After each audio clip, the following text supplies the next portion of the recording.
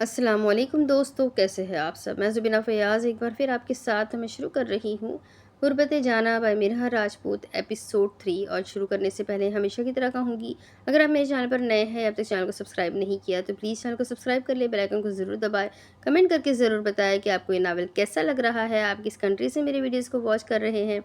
اور چلے فی الحال ہم اس ناول کو آگے شروع کرتے ہیں۔ فلور میں کھڑی وہ اب اس شخص کے ساتھ ڈانس میں مصروف تھی، مگر آس پاس ہر شخص حسد بھری نظر سے اسے دیکھ رہا تھا، جو اپنے حسن کے جلوے دکھاتی فلور میں موجود سب کی توجہ کھینچ رہی تھی۔ وہاں ایسا کوئی نہیں تھا جو اس کے ساتھ ڈانس کرنے کا خواہش مند نہ ہو۔ ڈانس کرتے کرتے فلور پر اب روشنی کم ہونے لگی تھی، اسپاٹ لائٹ کی روشنی بکھر رہی تھی۔ جب وہ اپنے ہاتھوں کو اس کی پشت پر چلاتی اس شخص کو مکمل مدہوش کرنے کی کوشش کر رہی تھی، اور وہ شخص اس کے جسم کی خوشبو کو اپنے اندر اتارتا پوری طرح اس کے سحر میں جھڑک چکا تھا۔ پھر اس بات کا فائدہ اٹھاتے اس نے ہوشیاری سے کام لیتے اس کی پینٹ کی جیب میں ہاتھ ڈال کر اس کا بٹوا نکالتے ہی پاس کھڑے ایم جے کو پکڑا دیا، جو ایک دم سے اس کے سامنے آتا بٹوا لے گیا تھا اور کسی کو پتہ بھی نہیں چلا تھا۔ اس کا کام ہو چکا تھا، مزید ڈانس کرنے کا اس کا موڈ نہیں تھا۔ جب وہ اس سے دور ہوتی ہوئی اسی وقت وہاں سے باہر نکلتی کلب کی دوسری جانب آ گئی، جہاں ایم جے اس کے انتظار میں کھڑا تھا۔ تیز تیز چلتی ہوئی وہ گاڑی میں آ بیٹھی، اس کے بیٹھتے ہی ایم جے گاڑی کو زن سے بھگا لے گیا۔ بڑا ہی کوئی مالدار شخص تھا، پورا بٹوا اس کا بھرا ہوا ہے۔ پرس کو کھولتے اس نے سارے پیسے اپنے ہاتھ میں ٹٹولے۔ خانم اب کہاں جانا ہے؟ ڈرائیونگ کرنے کے دوران ایم جے نے پوچھا۔ پہلے گھر چلو، بعد میں نورے کے گھر جانا ہے، اس کے ماموں سے میں کل والے بھیس میں ملی تھی، پھر آج بھی مجھے وہی والا میک اوور کر کے جانا ہوگا۔ ریم اس کے ماموں اور ممانی سے پہلی دفعہ ہی ملی تھی، اس لیے اب یہ والے گیٹ اپ میں وہ نہیں جا سکتی تھی، ورنہ وہ پہچانتے ہی نہ کہ کل والی لڑکی یہی ہے۔ ابھی وہ 10 منٹ ہی آگے گئے تھے جب چڑچڑاہٹ ہوئی اور ان کی گاڑی اچانک سے رک گئی۔ اب گاڑی کو کیا ہو گیا؟ ایم جے نے باہر نکل کر گاڑی کو چیک کیا، جس کے ٹائر سے ہوا نکل چکی تھی۔ اوہ شٹ، مجھے جلدی پہنچنا ہے اور یہاں پر کوئی ہے بھی نہیں۔ ریم نے باہر نکل کر سڑک پر نظر دوڑائی جو خالی تھی۔ خانم تم یہیں پر رکو، میں پاس دیکھتا ہوں کوئی میکینک کی دکان ہو۔ ایم جے فرنٹ ڈور بند کرتا وہاں اسے چھوڑ کر سڑک پر چلتا ہوا ارد گرد نظریں گھمانے لگا، تو وہ اپنا موبائل نکالتی کل کا سارا شیڈول دیکھنے لگی۔ گاڑی کے ساتھ ٹیک لگاتی موبائل پر جھکی ہوئی تھی، جب کچھ لڑکے لڑکھڑاتے قدموں سے اس کے پاس آئے۔ جب وطن ان کی موجودگی کو محسوس کرتے اس نے اپنی زہریلی نظریں اٹھا کر ان لڑکوں کی طرف دیکھا جو پوری طرح نشے میں دھت تھے اور اس کی جانب ہی بڑھ رہے تھے۔ کیا ہوا میڈم، لفٹ چاہیے کیا؟ گاڑی خراب ہو گئی آپ کی؟ کمین کی مسکراہٹ سے بولتا وہ لڑکا تمہید باندھ کر اس کی طرف دیکھنے لگا۔ پیچھے ہٹو اور نکلو یہاں سے۔ ان تینوں لڑکوں پر ایک نظر ڈالتی وہ جارحانہ انداز میں بولتی اپنی نظروں کا زاویہ اسی وقت بدل گئی۔ ان کے منہ سے آتی شراب کی بدبو اس کے دماغ میں چڑھ رہی تھی، مگر وہ لڑکے تو اس اکیلی لڑکی کو سنسان سڑک میں دیکھ کر اپنے ہونٹوں پر اب زبان پھیرنے لگے۔ کب تک یہاں کھڑی انتظار کرو گی؟ چلو ہمارے ساتھ آ جاؤ، ویسے بھی اتنی حسین لڑکی کا اکیلے کھڑے رہنا ٹھیک نہیں۔ لڑکھڑاتی زبان سے بولتا وہ لڑکا اس کا ہاتھ اپنی گرفت میں لے گیا تو بیک وقت اس نے کھا جانے والی نظروں سے ایک نظر اپنے ہاتھ پر ڈالی اور دوسری نظر اس شخص پر ڈالتے ہی اس نے اپنا ہاتھ جھٹکتے گاڑی کی ونڈ کے اندر ڈالتے پھرتی سے گن کو اپنے ہاتھ میں لیا۔ اب بولو، کیا بول رہے تھے تم لوگ؟ گن کا رخ ان کی طرف کرتی خانم کڑے تیوروں سے ان تینوں کی طرف دیکھنے لگی جو ایک دم ہی بوکھلا گئے تھے۔ گن کہاں سے آئی تمہارے پاس؟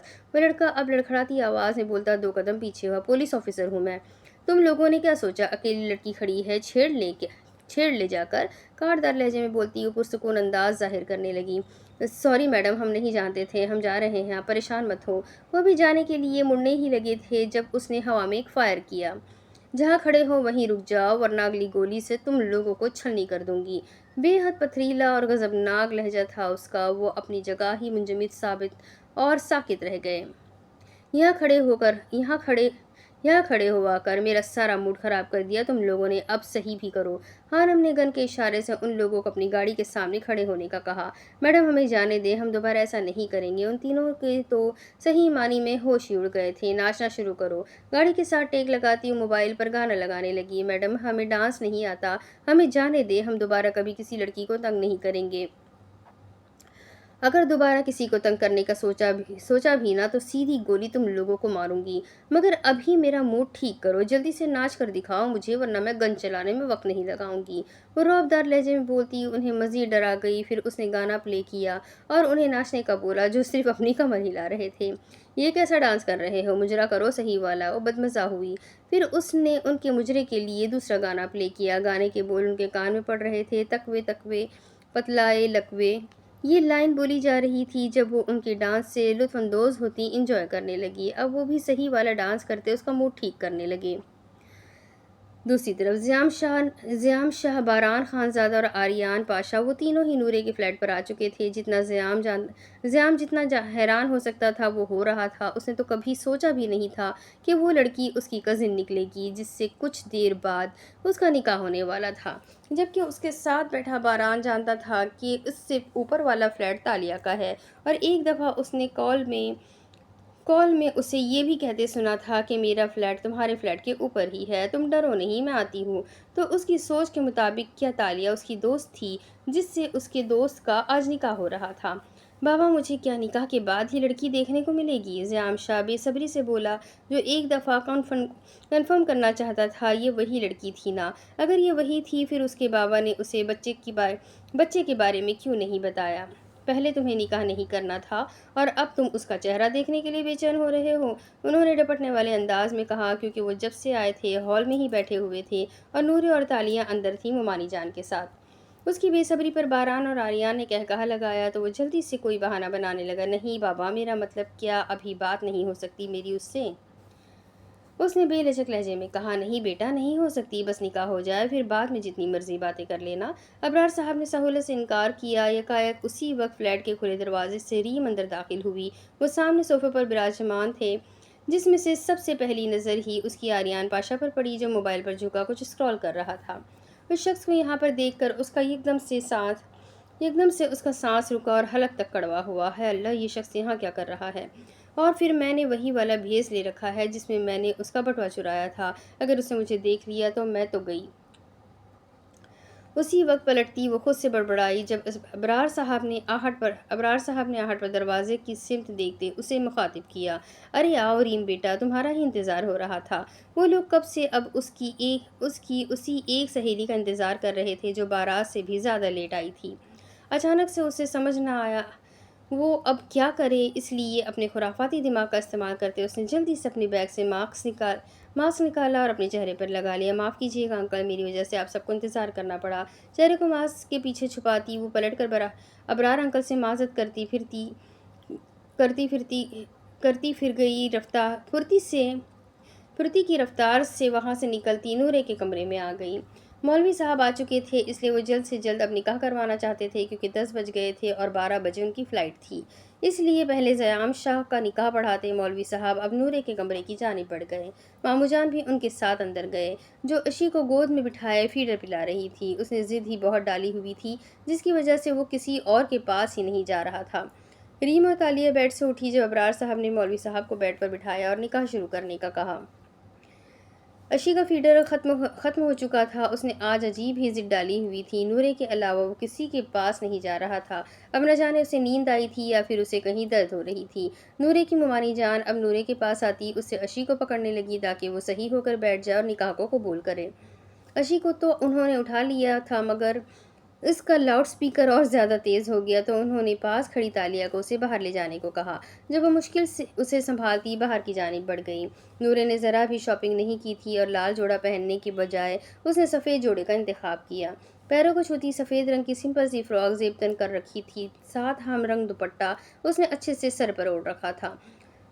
نہ جویلری کے نام پر کچھ پہنا تھا اور نہ ہی میک اپ کے نام پر کچھ لگایا تھا، ایک عام سے حلیے میں ہی وہ بیٹھی ہوئی تھی۔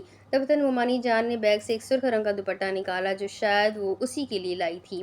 نورے میری بچی، یہ ہماری خاندانی چنری ہے، میری ساس نے مجھے دی تھی، اس لیے اب میں یہ تمہیں دے رہی ہوں۔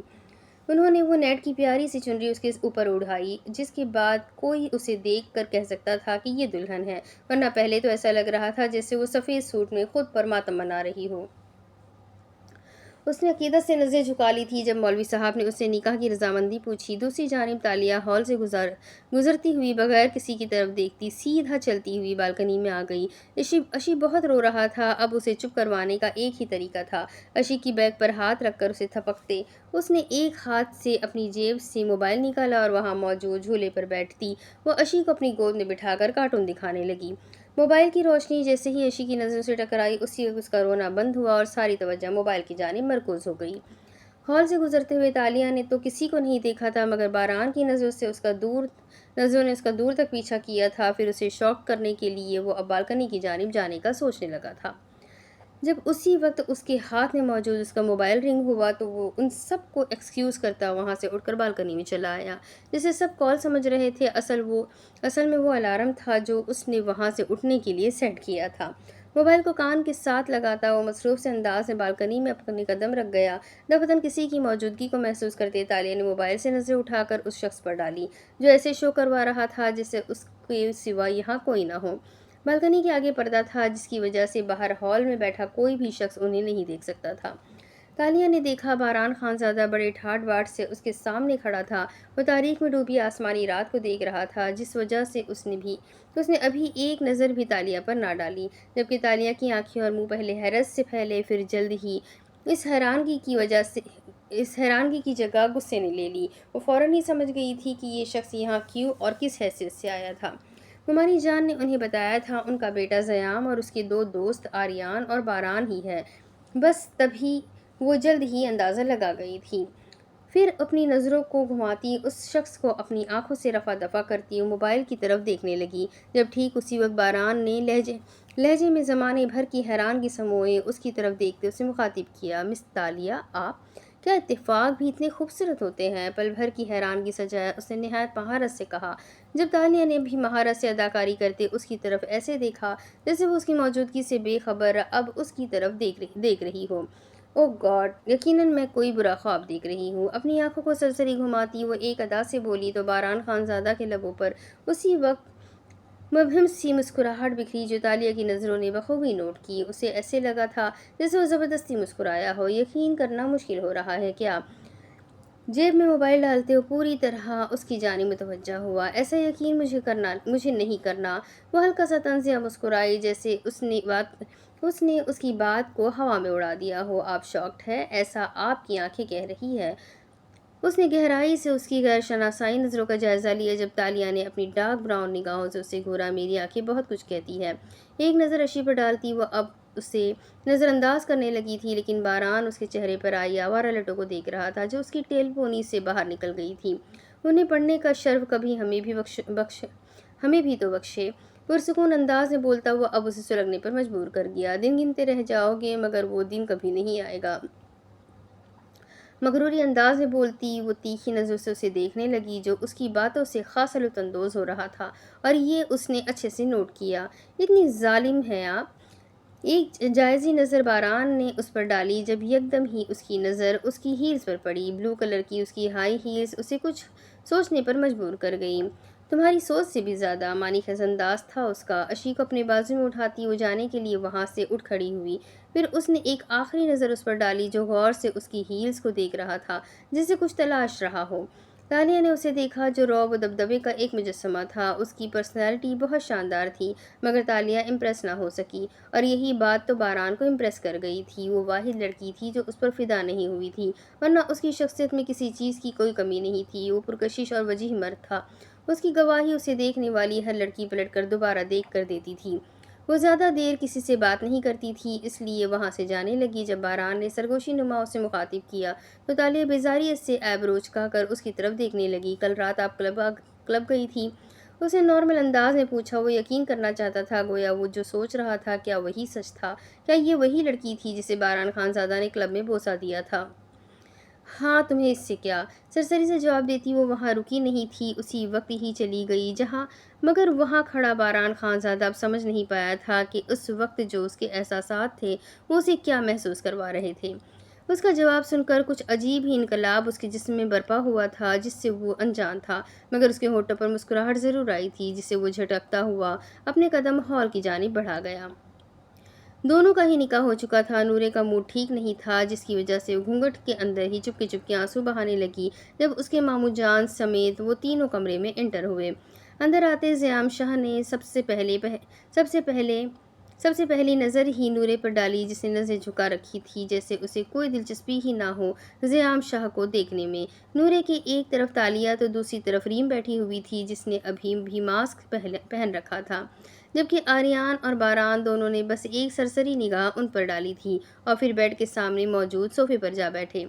ज़ियाम शाह, कान खोलकर सुन लो मेरी बात। अबरार साहब ने उसे पुकारा तो वो अब नूरे से नज़रें हटाकर उनकी तरफ देखने लगा।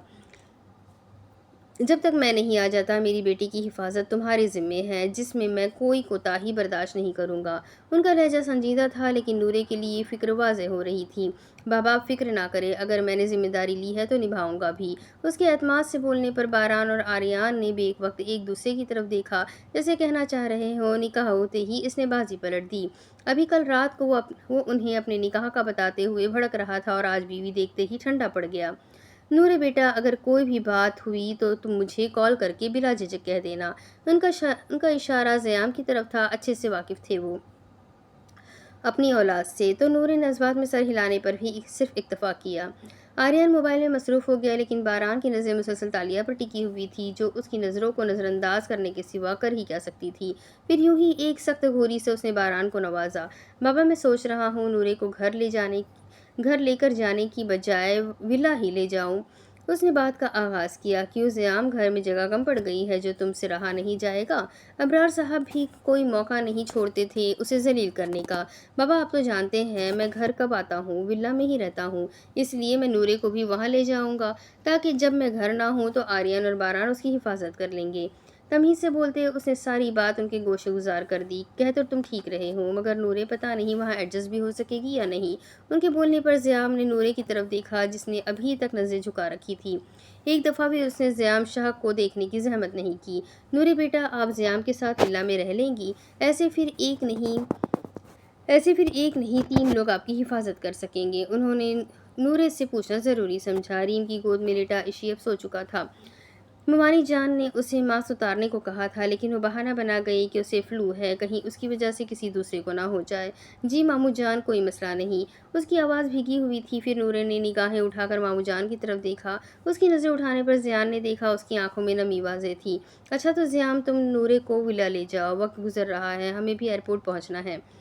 नूरे बेटा, तुम ज़याम के साथ चली जाओ, सुबह तुम्हारा सामान भी वहाँ विला पहुँच जाएगा। वो अब ममानी जान की जानिब बढ़े, जो सारी तैयारी कर चुकी थी। ज़याम ने बच्चे के बारे में अबरार साहब से नहीं पूछा था। उनका इरादा अब नूरे से ही पूछने का था।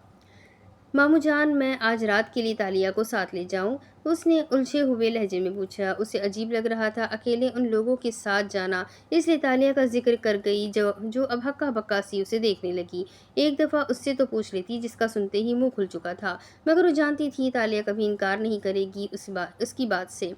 हाँ हाँ, ले जाओ, अगर तालिया जाना चाहे तो जा सकती है, अबरार साहब बोले, जब उसने एक नज़र उन तीनों पर डाली जो देखने में मगरूरों का मुजस्समा लगते थे। लेकिन नज़र जब उसकी ज़याम की आंखों से टकराई तो उसकी आंखों की वहशत उसे फ्रीज करने के लिए काफ़ी थी। एक पल को तो उसे लगा ये वही आंखें हैं जो उस दिन उसके कमरे में मंडला रही थी। उसने गौर से ज़याम की आंखों का जायज़ा लिया, मगर वो उसके इस तरह देखने पर हल्का सा मुस्कुराया। वो समझ चुका था वो क्यों हैरान हो रही है। जितनी सर्द और बर्फीली उसकी आंखें थी, शायद ही किसी की होती। वो यकीन से कह सकती थी ये आंखें और उस दिन वाली आंखें एक ही थी। तालिया ने उसे हिलाया तो वो उसकी आंखों की वहशत से बाहर निकलती तालिया को देखने लगी। नूरे, ये तू क्या बोल रही है? मैं तेरे साथ कैसे जाऊं? तालिया को ठीक नहीं लग रहा था किसी के घर जाना, और फिर वो मजीद उस शख्स को बर्दाश्त नहीं कर सकती थी जो टुकटुकी बांधे उसे ऐसे देख रहा था जैसे उसके सिवा कोई और यहाँ मौजूद ही ना हो। तालिया, चल ना यार, तू जानती है मुझे पहले ही घबराहट हो रही है, फिर वहाँ पर कोई लड़की भी नहीं होगी। उसने बेचारगी से कहा ताकि वो मान जाए। नूरे ने चेहरा ही इतना मासूम बना रखा था, ना चाहते हुए भी तालिया को जाना पड़ा। वो जानती थी उसे उसकी ज़रूरत है, और नूरे को उसकी ज़रूरत हो और तालिया ना आए, ऐसा तो हो ही नहीं सकता। रीम से गले मिलती वो जाने के लिए अंदर से खुद को तैयार करने लगी। ये सच था कि उसे मर्दों से डर लगता था, न जाने अब उसका वहाँ गुजारा होना भी था या नहीं।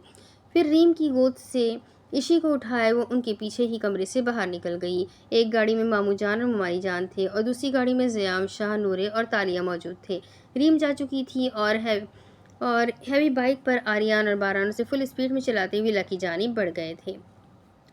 نورے کو زیام کے کمرے میں ہی بٹھایا گیا تھا، تالیہ بھی اس کے ساتھ تھی۔ باہر ہال میں کھڑا زیام شاہ کال میں کسی سے بات کر رہا تھا اور وہ دونوں اس کے پاس کھڑے اس کے فارغ ہونے کا انتظار۔ تقریباً 5 منٹ بات کرنے کے بعد اس نے کال بند کر دی۔ جب وہ دونوں اس کا رخ اپنی جانب موڑ گئے، آہا آریان، خوشی چیک کر، اس کی تو بتی سی ہی اندر نہیں جا رہی ہے۔ مانتے ہیں نکاح ہوا ہے لیکن اتنی خوشی زیام؟ باران کی نگاہیں اس کے مسکراتے چہرے پر اٹھی۔ خوشی کیسے نہیں ہوگی، دل میں تو لٹو پھوٹ رہے ہوں گے۔ آریان نے بھی چھیڑنا اپنا فرض سمجھا۔ ہاں نہ بیٹھے بٹھائے بیوی مل گئی سالے کو، خوش کیسے نہیں ہوگا۔ باران نے اپنا بازو آگے بڑھایا اور زیام کو گردن سے دبوچتے اپنی گرفت میں لیا۔ سالے گلا دبائے گا کیا؟ زیام بری طرح کھانستا اس کی پکڑ میں مچلا۔ چھوڑ دے باران، اگر یہ مر گیا نا تو بیچاری دلہن نے رخصتی والے دن ہی بیوہ ہو جانا ہے۔ آریان اور باران نے ایک ساتھ چھپڑ پھاڑ کہا لگایا، حالانکہ بیچارہ زیام خود کو چھڑواتا ہی رہ گیا۔ سالو شرم کرو، چھوڑو مجھے، اب جانے دو۔ چھوڑو باران، جتنا بے صبرا یہ اس کی شکل دیکھنے کے لیے ہو رہا ہے، پھر اس سے کیا ہی امید کی جا سکتی ہے۔ آریان بادشاہ معنی خیز مسکراہٹ سے بولتا اسے مزید تپانے لگا۔ بغیر تو تم لوگ جانتے بھی ہو یہ معمولی نکاح نہیں، کانٹریکٹ میرج ہے، جس کی پہلی شرط ہی یہی ہے کہ میں اس سے دور رہوں۔ وہ چبا چبا کر بولا تھا کہ وہ باز آ جائے، مگر وہ بھی اپنے نام کے ایک تھے، آسانی سے اس کی جان چھوڑ دے ہو ہی نہیں سکتا۔ پھر آریان اور باران اسے پکڑ کر گھسیٹتے ہوئے اسے اس کے کمرے میں لے جانے لگے۔ تالیہ نورے کے پاس بیڈ پر بیٹھی اسے بہلانے کی کوشش کر رہی تھی تاکہ وہ افسردہ نہ ہو۔ دفتن وہ تینوں ایک ساتھ کمرے میں داخل ہوئے۔ تالیہ جی، آپ کا کمرہ آپ کا انتظار کر رہا ہے۔ ان کے اندر آتے ہی وہ دونوں سیدھی ہو کر بیٹھی۔ جب باران نے تالیہ کو گھورتے معنی خیز سا کہا، لیکن زیام اور آریان نے اس کی طرف ایسے دیکھا جیسے وہ حیرانگی کے سمندر میں ڈوب رہے ہو۔ اس نے آج تک خود کسی لڑکی کو مخاطب نہیں کیا، تو وہ آج تالیہ کو بلا رہا تھا، وہ بھی اتنے نارمل لہجے میں۔ حیرت تھی۔ آپ کو فکر کرنے کی ضرورت نہیں، میں چلی جاؤں گی، اکتاہٹ سے بولتی پل بھر میں باران کو سہولت سے نظر انداز کر گئی۔ آپ کباب میں ہڈی بن رہی ہے؟ اس کی طرف دیکھتا وہ شرارت سے بولا، آپ کو کوئی مسئلہ ہے؟ تنگ آ کر بولتی وہ بیڈ سے اٹھ کھڑی ہوئی۔ نورے تم آرام کرو، میں ابھی سو جاتی ہوں، صبح آفس بھی جانا ہے۔ اسے لگا تھا اس کا اب یہاں سے چلے جانا ہی بہتر تھا، ورنہ باران خانزادہ سے مزید الجھنے کا اس کا موڈ نہیں تھا۔ میں صبح آپ کو آفس چھوڑ دوں گا تالیہ جی۔ وہ ایک لفظ پر زور دے کر اسے پیاری نظروں سے دیکھتا بولا۔ عین وقت تالیہ نے اپنی سلگتی نظروں سے اسے گھورا۔ کوئی ضرورت نہیں ہے، میں خود چلی جاؤں گی۔ مغرور سا بولتی وہ اب یہاں رکی نہیں تھی، جلدی سے چلی گئی تھی، گویا وہ اپنی باتوں سے مزید اسے تپا ہی نہ دے۔ نورے، آپ آج کے دن یہاں گزارا کر لیں، کل ہم آپ کو دوسرے روم میں شفٹ کر دیں گے، باران نے آرام سے کہا تاکہ وہ اس کی بات سمجھ جائے۔ روم ریڈی نہیں تھا، اس لیے انہوں نے آج کی رات اسے زیام کے کمرے میں شفٹ کر دیا اور گیسٹ روم تالیہ کو دیا۔ آپ یہاں رہیں گے اس روم میں؟ نورے نے زیام کو دیکھتے پوچھا۔ ایک ڈر سا تھا اسے جو اب تریلیوں کی صورت باہر آ رہا تھا۔ تم کہتی ہو تو چلا جاتا ہوں۔ وہ سمجھ چکا تھا وہ خوفزدہ ہے۔ نہیں، یہ آپ کا روم ہے، آپ یہیں رہیں، میں تالیہ کے پاس چلی جاتی ہوں۔ آخر اس نے حل نکالا۔ البتہ ان دونوں نے اس کی قسمت پر افسوس کیا۔ نہیں نورے، مجھے تم سے بات کرنی ہے، اس کے بعد میں چلا جاؤں گا، تم یہیں پر رہو۔ وہ پھر سے پہلی والی ٹون میں آ گیا۔ بیک وقت آریان کا موبائل رنگ ہوا اور وہ کال سننے کے لیے کمرے سے باہر چلا گیا اور اس کے پیچھے پیچھے باران بھی باہر نکل آیا۔ ہانم، ہوا کیا ہے؟ مجھے بتاؤ تو صحیح۔ ریم ہانم کو جلدی جلدی ہر چیز پیک کرتے دیکھ اے جے تفتیش میں پوچھنے لگا، جہری باتوں میں وقت ضائع مت کرو، جلدی جلدی ہاتھ چلاؤ، صرف 5 منٹ ہے، ہمیں یہاں سے جلدی نکلنا ہے۔ لیپ ٹاپ کو بیگ میں رکھتی وہ زپ کو بند کر گئی تھی، پھر ہاتھ میں موجود اپنے موبائل کو دیکھنے لگی جس میں بلڈنگ کے باہر کی فوٹیج دکھائی دے رہی تھی جہاں اس نے خفیہ کیمرہ لگایا تھا۔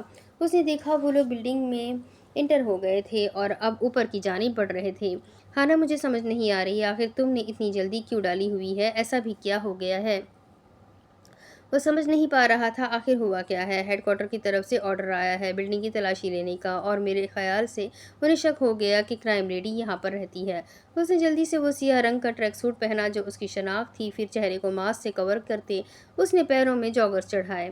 وہ دوسری طرف दूसरी तरफ वो लोग थर्ड फ्लोर पर पहुंच गए थे। थर्ड फ्लोर कब से ही बंद था, वहां कोई भी नहीं रहता था और ना ही वहां से किसी की कोई आवाज़ आती थी। बिल्डिंग का मालिक भी जानता था थर्ड फ्लोर पर कोई नहीं रहता, इसलिए उसने भी कभी जांच पड़ताल नहीं की थी। यही एक वजह थी जिस वजह से आज तक खानम ने कमरे की लाइट नहीं चलाई थी। तभी तो इस कमरे में सूरज की रोशनी भी नहीं पहुंच पाती थी। कमरा फ्लोर के लास्ट पर था। मेजर एमएपी और उसके साथी बस 10 कदम के फासले पर रह गए थे। कमरे का अंदर का मंजर उसने ऐसा कर दिया था जैसे वहां कोई रहता तो दूर कोई आया तक न था रहना तो दूर कोई आया तक न था। वो सारी तैयारी कर चुकी थी। बैग को उसने अपने शोल्डर पर डाला और कमरे के दरमियान में खड़ी होती वो एक जगह पर 2 दफ़ा अपने पैर मारने लगी, जिसकी बदौलत ज़मीन में मौजूद तहखाना खुद ब खुद खुल गया। उसने जेरी को सीढ़ियाँ उतर कर तहखाने में जाने का कहा और एक आखिरी नज़र कमरे पर डालती वो उनके कदमों की आवाज़ को अच्छे से महसूस कर रही थी। फिर वो ताराना सा मुस्कुराती वहाँ बनी सीढ़ियाँ उतरती तहखाने में छलांग लगा गई। उसी वक्त धड़ल्ले से दरवाज़ा खुला और अंदर की तरफ से उसका खुफिया रास्ता उसके जाते ही बंद हो गया। दरवाज़ा खुलते ही एमएपी ने अपने कदम अंदर की जानी बढ़ाए। अंदर आते ही उसने देखा जगह जगह जाले लगे हुए थे। वहां मौजूद सामान के ऊपर कपड़ा पड़ा था। कमरा बंद होने की वजह से अजीब ही स्मेल आ रही थी। अपनी नाक पर रुमाल रखते उसने अपने साथ खड़े 2 एजेंट को कमरे की तलाशी लेने का बोला। थर्ड फ्लोर कब से बंद है? रौबदार आवाज़ में बोलता मेजर एमएपी बिल्डिंग के मालिक से पूछने लगा। सर 2 महीने हो गए हैं, उसने सादगी और सच्चाई से जवाब दिया। यहाँ से कभी कोई आवाज़ नहीं सुनाई दी या किसी की मौजूदगी का एहसास हुआ हो? मेजर का अंदाज तशवीर से भरा था। फिर उसने मुतलाशी नज़र से एक एक चीज़ का जायज़ा लिया। नहीं सर, यहाँ पर कोई भी नहीं आता। ये जब से बंद है, मैं खुद बहुत कम आया हूँ यहाँ पर।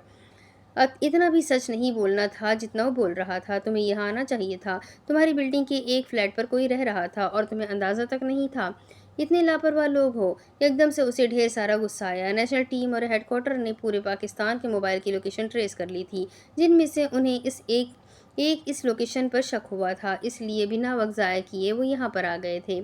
उसके अंकल सही कहते थे, वो बहुत शातिर दिमाग की है। फिर न जाने उसे इस बारे में पता कैसे लगा। वो उनके पहुंचने से पहले ही यहाँ से भाग गई। वो लाख शातिर दिमाग सही, मगर अपनी मौजूदगी की निशानी यहाँ छोड़ गई थी जिससे वो बेखबर थी। अचानक ही मेजर एमएपी की नज़र ज़मीन के उस हिस्से से टकराई जहाँ पर वो नफूस मोती वाला एयरिंग गिरा पड़ा था।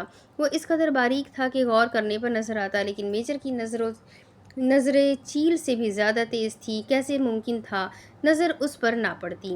वो आदमी खामोश खड़ा था। दफतन उसने झुककर वहाँ से वो टॉप्स उठाया। यहाँ खड़ा अगर वो 2 दफ़ा अपने पैर को डपट देता तो यकीनन उसके दिमाग में घूमते सवाल का भी जवाब मिल जाता। फिर उसने टॉप्स को गौर से देखते उसे स्मेल करना चाहा। सर, सब कुछ चेक कर लिया है, मगर यहाँ कुछ नहीं मिला। वॉशरूम भी ऐसा था जैसे सदियों से इस्तेमाल ना किया हो। मेरे ख्याल से यहाँ सच में कोई नहीं रहता। उसके एक साथी ने आकर उसे बताया। यकायक मेजर ने वो छोटा सा टॉप्स उसके सामने किया। वो यहीं पर रह रही थी और ये टॉप्स उसकी मौजूदगी का सबूत है। लेकिन सर, ये एक ठोस सबूत नहीं है। क्या पता ये पहले से ही किसी का यहाँ रह गया हो।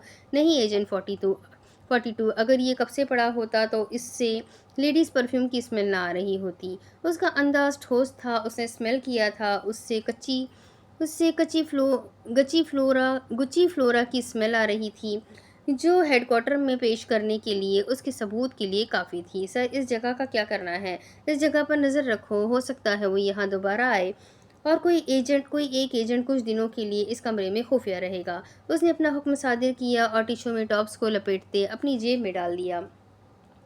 न जाने वो कहाँ से आती थी और कहाँ से जाती थी, क्योंकि अगर वो खिड़की का रास्ता चुनती तो बैग पर लगे कैमरे में उसका फुटेज ज़रूर होता, जो नहीं था। इसका मतलब यही था कि उसका रास्ता इस कमरे में ही महदूद था जहाँ मेजर एमएपी पहुँच कर ही रहेगा।